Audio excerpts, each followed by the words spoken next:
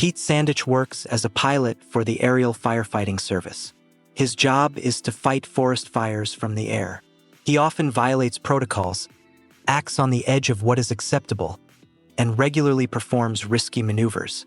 In one such operation, he burns the skin of his airplane, but completes the mission. He is called back to base, where technicians struggle to get his plane in order. His fellow dispatcher Dorinda Durston and pilot Al Yaki increasingly express concern about his behavior. The next day, another mission is conducted. In the skies above the burning forest, Pete again makes risky maneuvers.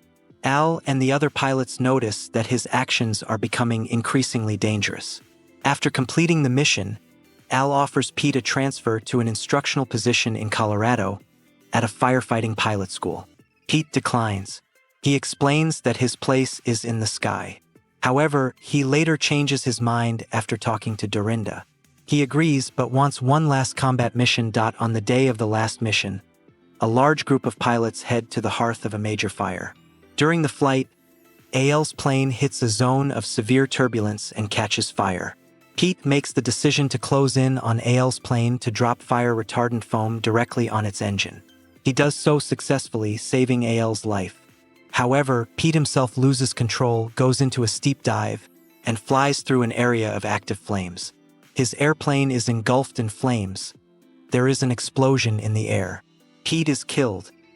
After the explosion, Pete finds himself in a scorched forest, where everything is plunged into silence. He wanders the burned-out land and meets a woman named Hap. She explains to him that he is dead and it is now his job to become an inspiration to the living. He is to stealthily guide those who continue to live, to prompt and pass on his knowledge to those who need it. He is to invisibly influence the pilots as other spirits once influenced him. 6 months go by. Al Yaki is working as an instructor at a firefighting flight school in Flat Rock, Colorado. He convinces Dorinda to join him. She agrees and settles in as a flight instructor. Pete, who is now a spirit, finds himself at their side, invisibly observing what is going on. He is assigned his first mentee, a young and insecure pilot named Ted Baker. Pete begins to subtly influence Ted. He passes him impulses, cues, memories, and reactions that Ted takes as his own ideas. Each day, Ted becomes more confident and his skills improve. Pete realizes he is fulfilling his new role of sharing his experiences with someone who is still alive. As time goes on, Ted interacts with Dorinda more and more. He shows interest in her. They spend time together, first in an academic setting, then informally. An attachment forms between them. Pete observes this by remaining aloof. He tries to influence Ted, causing him to get lost, to hesitate, to make awkward moves. However, his influence no longer works the way it used to. Hap reappears and reminds him that he should not interfere with the feelings of the living. His job is to help, not hinder. Pete continues to help Ted in his formation. Thanks to the spirit's intervention, Ted proposes a plan for a risky rescue mission.